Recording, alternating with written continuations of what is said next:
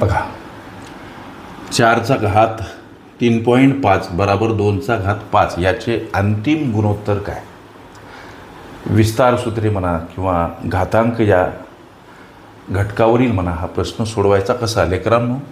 इथं या 4ला आम्ही मूळ घात स्वरूपात मांडू शकतो. या प्रश्नाला विस्तार सूत्रे घटकातील का म्हणायचं, तर विस्तार सूत्रे या घटकातील बऱ्याच सूत्र विस्ताराचा अवलंब गणिताची सोडवण करत असताना करावा लागतो. इथं 4 मूळ आणि घात स्वरूपात अशा पद्धतीनं मांडा गणिताला सुलभ करायसाठी. म्हणजे या 4ला आम्ही कंसात 2चा वर्ग, आता त्याचा घात 3.5 अशा पद्धतीने ही आम्ही मांडणी करू शकतो. कंसामध्ये मांडलेले 2चा वर्ग म्हणजे 4 होत. हीच ती गोष्ट आहे, हेच ते 4 आहेत. 2चा वर्ग म्हणजे हे 4 आहे. लक्ष द्या. आता इथं 2चा वर्ग म्हणा, घात म्हणा, 2चा घात 2 आणि त्याचा घात 3.5 हे सोडवायचं कसं, तर एक सूत्र आम्ही अभ्यासलं, विस्तार सूत्रे प्रकरण इयत्ता 8वी. एचा घात यम आणि त्याचा घात यन असेल तर एचा घात यम यन म्हणजे या घाताघातामध्ये गुणाकार होत असतो. घातामध्ये गुणाकार होत असताना आम्ही अभ्यासला. ही ती पुष्टी. म्हणून या गणिताला विस्तार सूत्रे या घटकाचा आधार असल्यामुळं विस्तार सूत्रे प्रकरणावरील हे गणित म्हणायला हरकत नाही. 3.5 याला गुणिला म्हणजे या घाताघाताचा गुणाकार. 2 गुणिला 3.5 समोर 2चा घात 5. आता इथं लेकरांनो 2चा घात 2 गुणिला 3.5 हा गुणाकार 7 येतो. इथं 2चा घात 5.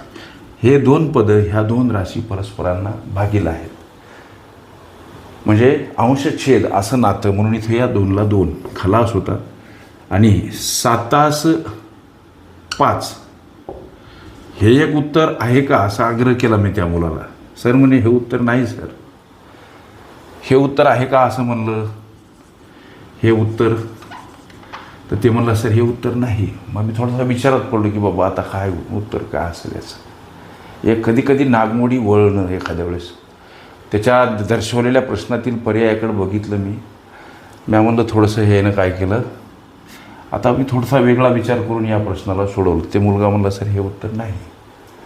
मग याच्यातून ब्रेक थ्रू कसा, इथपर्यंत हे गणित घेतलं मी आणि नंतर सोडवण्यासाठीची युक्ती बघा. आम्ही 2चा घात 7 आणि 2चा घात 5 इथपर्यंत आलो. इथं मूळ 2 आहे, इथं मूळ 2 आहे आणि हे 2 पदं परस्परांना भागीला आहेत. एक सूत्र आम्ही अभ्यासलं लेकरांनो. गोष्टी लक्षात घ्या. या सगळ्या गोष्टीचं स्मरण तुमच्या मेंदूमध्ये आहे का, ही तुमची मानसिक क्षमता स्पर्धा घेण्याचं काम नेहमी करत आली. बघा, एचा घात यम आणि भागीला एचा घात यन असेल तर एचा घात यम वजा यन हा या सूत्राचा विस्तार आम्हाला सापडतो. इथं बघत गेलं तर हे 2 पदं परस्परांना भागीला आहेत. याचा अर्थ 2चा घात 7 भागीला 2चा घात 5 अशी मांडणी करावी लागते. आणि एचा घात यम भागीला एचा घात यन मूळ जेव्हा सेम असते आणि त्याच्यामध्ये मूळ घातामध्ये जेव्हा भागाकार असतो तेव्हा त्याचा विस्तार एचा घात त्या घातामध्ये वजाबाकी करा असं विस्तार सांगतो. म्हणून इथं 2चा घात 7 वजा 5 अशा पद्धतीची मांडणी करावी लागते. मग आता 2चा घात ही वजाबाकी काय सर 2. 2चा घात 4. त्याला म्हणलं सर हे बेटा म्हणलं हे उत्तर आहे का. त्याला असं म्हणलं मी हे उत्तर आहे का. म्हणलं सर हे उत्तर नाही. मग मी तर खूपच आरबळलो पडू. आता याचं उत्तर असेल काय. हे जे आम्हाला 4 उत्तर प्राप्त झालं लेकरांनो, या त्यानं नाही उत्तर म्हणल्यानंतर एखाद्या वेळेस तो माझीही परीक्षा घेत असावा. पुन्हा विचार करायला लागलो, डोकं खाजवायला लागलो, आत्मचिंतन करायला लागलो की बाबा आता नेमकं काय करावं. हे उत्तर नाही म्हणते, हे उत्तर नाही. मग माझ्या लक्षात आलं हे गणितीय गुणधर्म मोठी जबाबदारी आणि एखाद्या वेळेस भूमिका पार पाडतात. याच्यापर्यंत घेऊन जाण्यासाठीची लेकरांनो कुठलीच संख्या माझ्या लक्षात आलं की याचं उत्तर 4 आहे. हे माझ्या लक्षात आलं. कसं, ही संख्या 4 आहे, उत्तर आमचं 4 आलं. बरोबर आहे का नाही. 4 उत्तर आलं.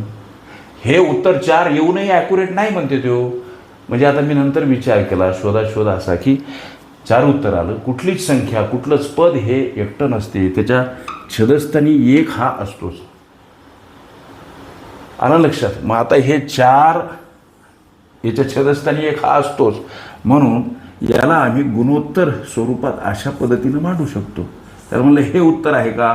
म्हणला सर एकदम करेक्ट. हे पोरं कधी कधी परीक्षा घेतल्याच पाहिजेत लेकरांनो.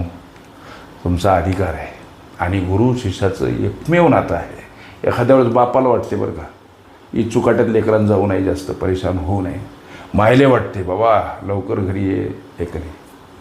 परंतु एक गुरुजीच असा असते की ज्याला असं वाटते माझा विद्यार्थी अर्जुन झाला पाहिजे, धुरंधर योद्धा झाला पाहिजे, त्यानं जीवनातले सगळे रणांगणं जिंकले पाहिजे ही, आणि तो दैदिप्यमान व्यक्तिमत्वाचा अनन्यसाधारण आणि एकमेव अद्वितीय असा योद्धा झाला पाहिजे, प्रत्यक्ष सूर्य होऊन जगाला प्रकाशित करणारा महामानव झाला पाहिजे, ही गुरुजीची इच्छा असते.